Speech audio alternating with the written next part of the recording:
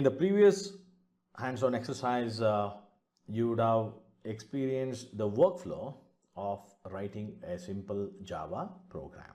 You would have completed the program, you would have compiled, and you would have executed, and you would have seen the result. Now, in the next chapter, we will explore the structure of a Java program, and we will summarize what we have learned so far with the Java language and writing a simple Java program.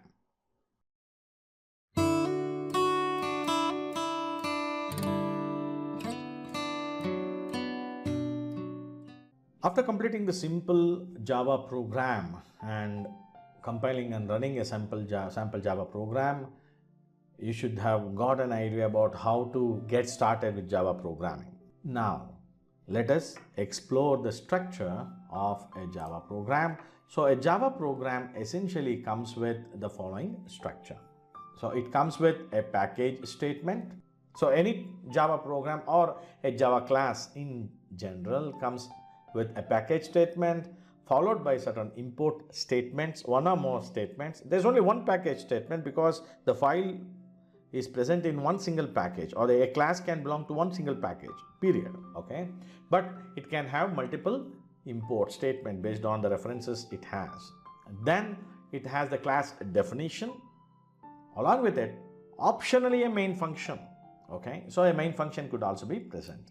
It is not essential that every program should have an entry point. I can have multiple classes in an application, and there's only one entry point, and that class has a method which internally invokes other classes or other objects. Remember, we also discussed about object passing messages to each other, collaboration, right? As part of the object orientation session, we looked at that particular thing, and considering that, it is not essential that every class should have a main method or a main function.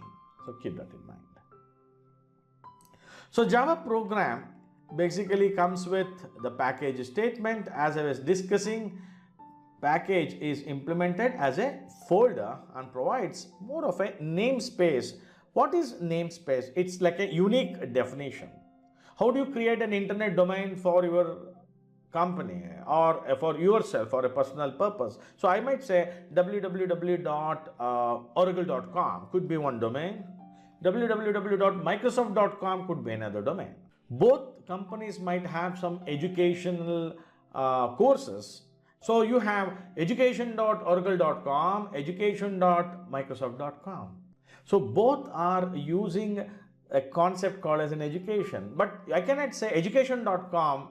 If I just say education.com, it will be like duplicate. Do you agree? Oracle also has education.com. Microsoft also requires an education.com. So there will be clash with the name. Now, if you precede this with the main domain, for example, oracle.com, microsoft.com, so it becomes a subdomain, something like we have education.oracle.com and we have education.microsoft.com. So this is also referred to as a subdomain or a namespace.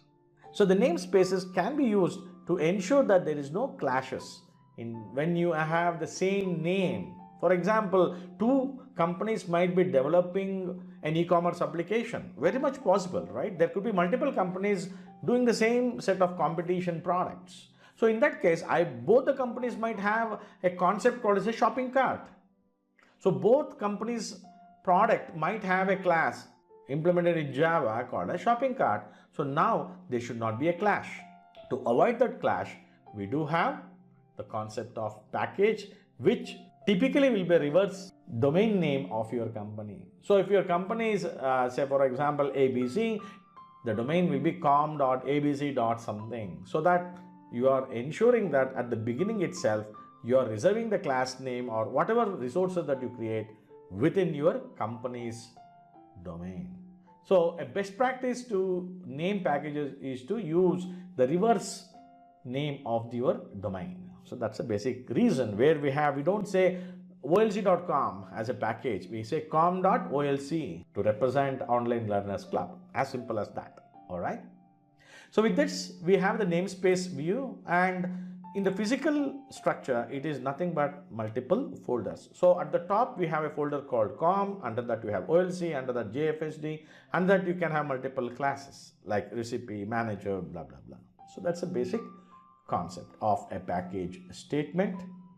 And then the import statement we've already discussed. It's a very convenient way to identify the classes that are referenced. I can have only one single class imported, or I can also have multiple classes of the same package or the entire package being imported as well. So multiple import statements can be included in the code as well, so depending on my requirement.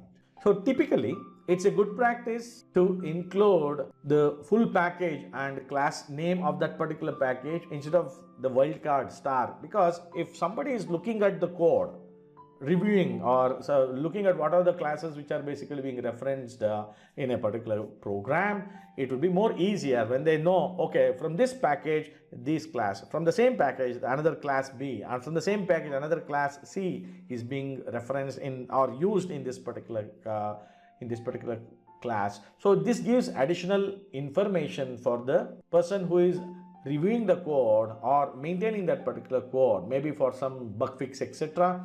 And that would basically help other developers. So this is a good practice generally found in the industry. All right. So what are the other primary JDK packages? We have already discussed about it. So just to review again, we have Lang, Util, IO, NIO, SQL, .NET. So there are various primary JDK packages which are essentially used in a typical Java programming environment. So this is the way in which you can basically envisage the different structures that we have for a Java program. So in the next chapter, we will look at some real world applications of Java, where and all Java is being used, and some popular applications developed using Java.